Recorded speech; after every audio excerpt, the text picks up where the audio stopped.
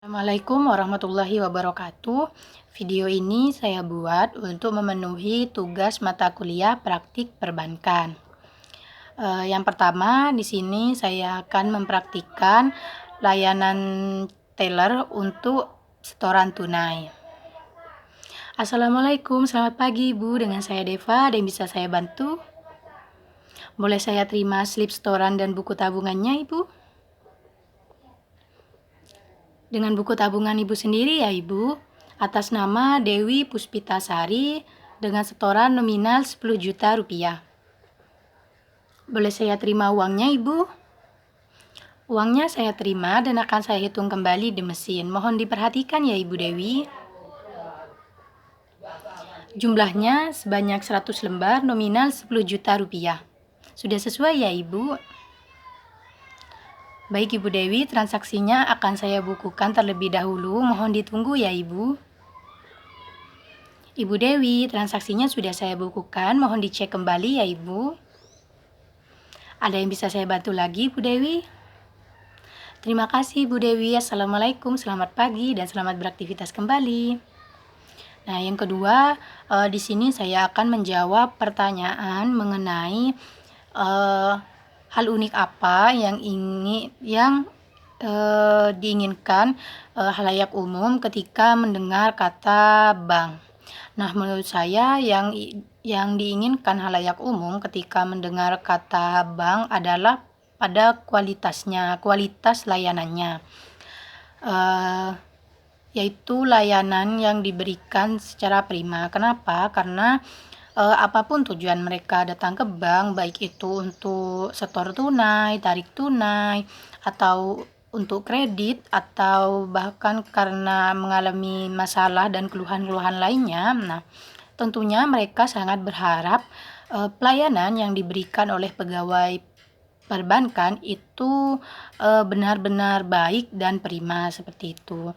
Karena misalkan nasabah datang dengan keluhan yang dibawanya, misalkan karena ada masalah dengan kartu kreditnya. Nah, itu kan datang ke bagian CS. Kemudian CS memberikan pengertian, memberikan penjelasan terhadap si nasabah, juga memberikan solusi.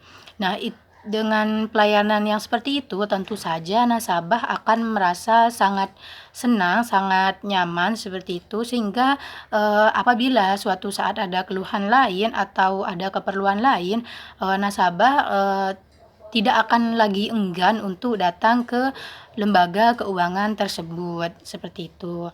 Kemudian untuk pertanyaan yang ketiga, yaitu mengenai hal apa saja atau anak tangga apa saja yang dapat mengantarkan bagian marketing menuju puncak atau menuju kesuksesannya.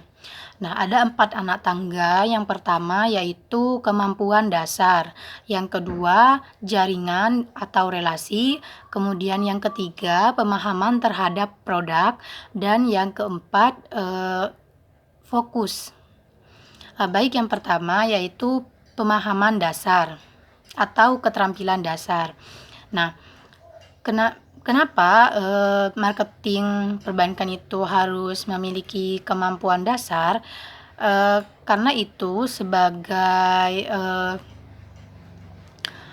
modal awal untuk mereka untuk memasarkan produk-produknya seperti itu. Nah, misalkan kemampuan dasarnya itu berupa kemampuan komunikasi yang baik. Nah, kemampuan komunikasi yang baik dengan konsumen itu dapat menarik minat konsumen untuk memakai atau menggunakan produk dan jasa yang kita tawarkan, seperti itu. Nah, apabila kita memiliki atau seorang marketing memiliki kemampuan berkomunikasi yang jelek atau kurang baik, nah itu akan berdampak pada minat konsumen nantinya, sehingga konsumen itu akan enggan tertarik untuk memakai atau membeli produk atau jasa yang kita tawarkan. Kemudian yang kedua yaitu jaringan dan relasi. Seorang marketing itu juga perlu memiliki jaringan dan relasi yang luas. Karena meskipun penggunaan atau keterampilan komunikasinya yang baik, namun relasi atau jaringannya itu sedikit, maka itu juga bisa mempersulit untuk menawarkan produk atau jasa dari mereka, dari seorang marketing.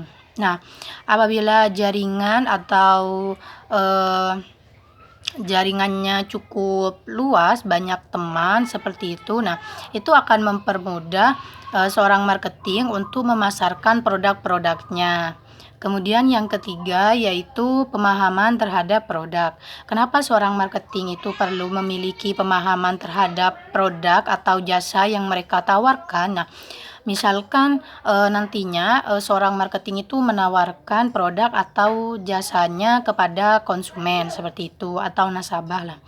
Nah, terus nasabah itu memiliki pertanyaan atau bingung, kemudian bertanya mengenai produk tersebut pada si marketing, lalu si marketing bingung, kurang memahami mengenai produk atau jasa yang dia tawarkan. Nah, itu juga akan mengurangi minat konsumen untuk membeli atau memakai produk atau jasa dari si marketing tersebut seperti itu. Jadi apabila nanti ada pertanyaan, jika marketingnya sudah benar-benar memahami terhadap produk yang dia tawarkan, nah itu akan mudah menarik minat konsumen seperti itu. Dan juga yang terakhir adalah fokus.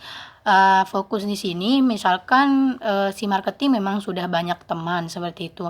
Namun si marketing itu tidak boleh lupa, dia tetap harus fokus tujuannya itu untuk apa seperti itu. Yaitu untuk memasarkan produk atau jasa yang ingin dia tawarkan kepada teman-temannya tersebut. Jadi dia tetap harus fokus.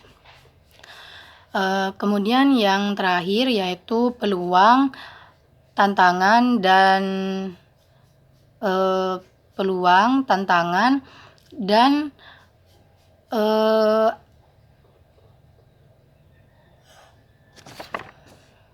kesulitan yang saya alami ketika saya mencari nasabah untuk tugas yang kemarin. Nah, itu untuk kesulitannya karena saya memperoleh tugasnya itu saat pandemi COVID seperti sekarang ini. Jadi alasan mereka itu enggan untuk menabung karena penghasilan mereka itu sudah berkurang, apalagi bagi mereka yang tidak memiliki pekerjaan tetap atau bukan PNS seperti itu. Jadi kesulitannya di situ, mereka enggan untuk menabung karena penghasilan mereka itu sudah tidak cukup lagi seperti itu. Apalagi kan pemerintah sudah memberikan himbauan untuk tetap di rumah saja.